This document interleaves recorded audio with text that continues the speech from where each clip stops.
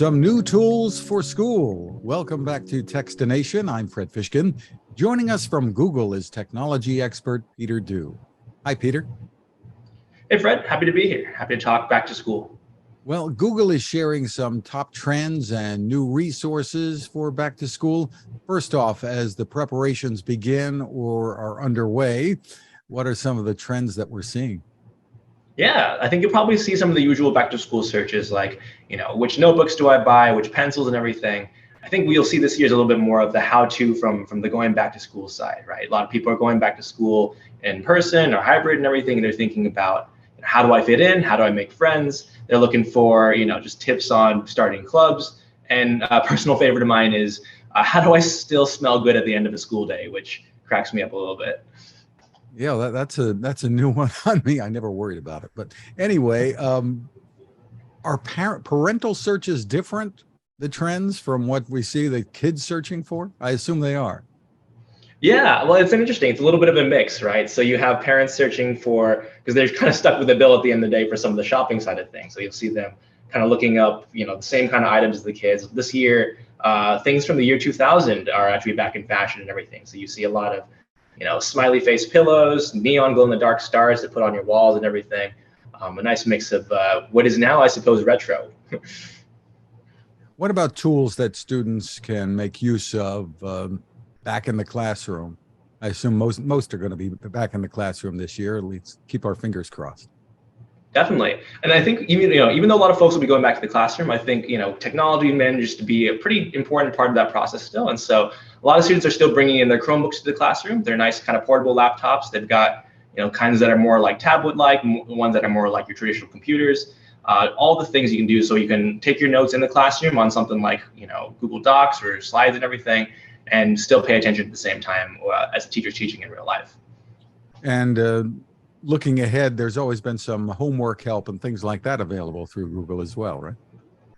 Absolutely. There's a couple of things that are pretty easy to get to just from searching in the search bar. One of the ones I think about is the periodic table. So, if you're a chemistry, maybe not great, you're not great at chemistry like me, you can search for the periodic table and it'll show you an interactive version of it where you can, click on the various types of elements and see like, oh, what does hydrogen look like? Or what does neon look like? And you'll see kind of the atom makeup, the protons, neutrons, some other fun facts, those kind of things.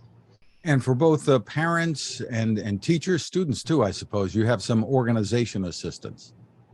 Yeah, so a tool we love to use is Google Classroom. Obviously from the teacher standpoint, you can configure it to say, hey, here are the lessons, here's where you can turn your homework and your assignments.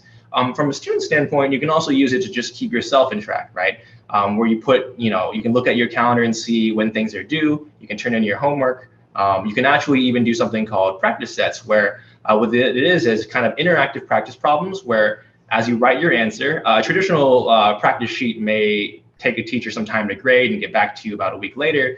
And maybe at that point you may have been doing multiplication wrong the whole time.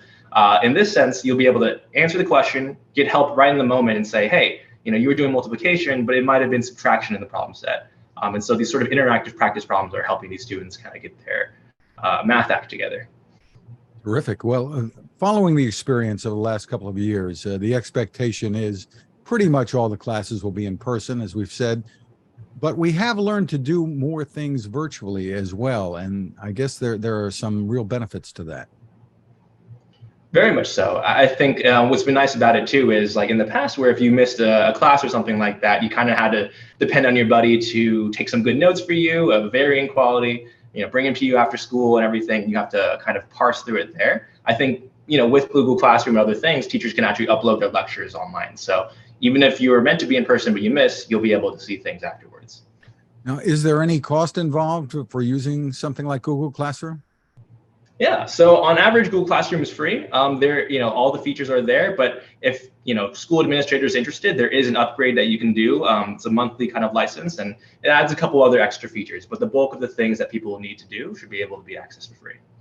Terrific. So, where can people go for more information? Yeah, for some of these educational tools, you can kind of go to google.com.edu/edu, and you'll be able to find a lot of these tools. Terrific. Peter Du, thank you so much for taking the time with us. Of course. Thanks, Fred.